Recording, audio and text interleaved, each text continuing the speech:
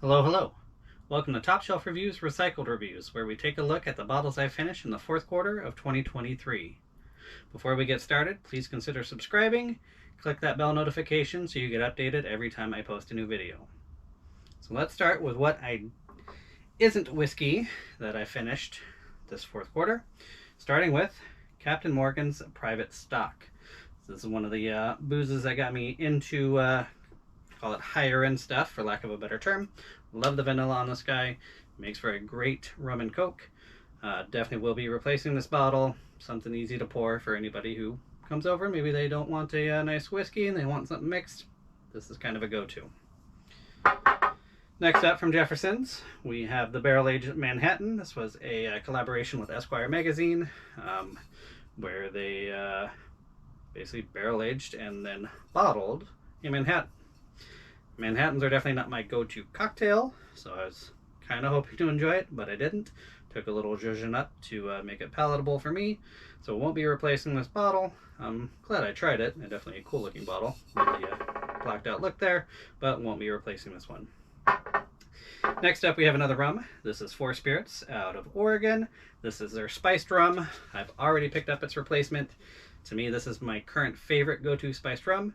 The banana notes are fantastic. Makes for a great rum and coke, a great Dr. Pepper and rum. Just a really nice kind of Laffy Taffy banana note I get in there that really makes those cocktails fantastic. Getting into the whiskeys, we'll start with two that were gifts from one of my buddies, Austin. The Bulleit Blender Select. This is a blended bourbon from Bulleit.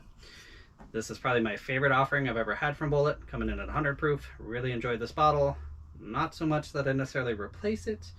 Have a little more spice and oak on the palate than I tend to like, but definitely a good bottle. Thankful that he got it for me. Thank you, Austin. Appreciate this one. The next one from Austin I don't appreciate. Picked it up, I think, while he was in Nashville, probably at the airport. This is the Fugitives Grand Gossier Tennessee Whiskey.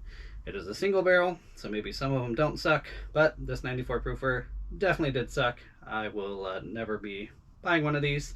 Somebody offered me a taste for free, maybe I'd try it, see if it was any better, but I really dislike this one.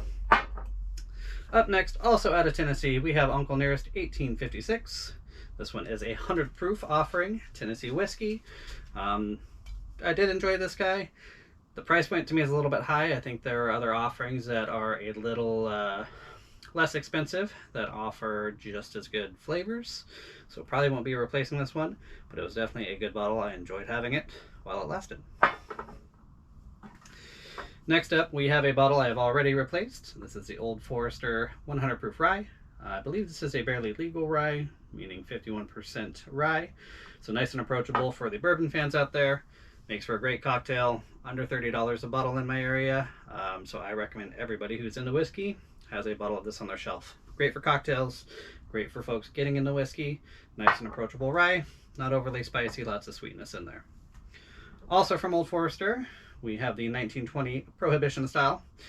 This 115 proofer really surprised me. I was very disappointed I waited so long to get it.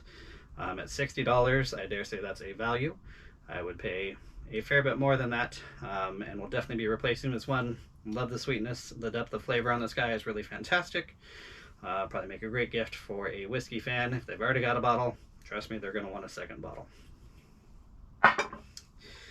Next up is Blue Note Crossroads. Picked this one up traveling, I think, in Florida. This one is finished with toasted French oak, and I think it lends a little too much spice character to the whiskey that I don't really care for. Maker's 46, a lot of French oak finish whiskeys I don't tend to prefer, so I will not be replacing this one, but shared it with a lot of good friends, so definitely some fun memories around this bottle. The final bottle I finished in fourth quarter of 2023 is this Woodinville Double Barrel. I think this might have also been a gift from Austin, if I'm not mistaken. So this is a blend of different whiskeys. 86 proof, sweet, approachable. I think it was the first Woodinville I ever had, and now I've got like 10 other different offerings because they make fantastic whiskeys out of my home state of Washington. So that is a look at what I finished in the fourth quarter of 2023. Comment down below what bottles you finish and what bottles you're looking forward to finishing this first quarter of 2024. Happy New Year's to all of you. Thank you for sticking around. please subscribe, click that bell notification, and drop me a comment down below. And until I see you again, cheers.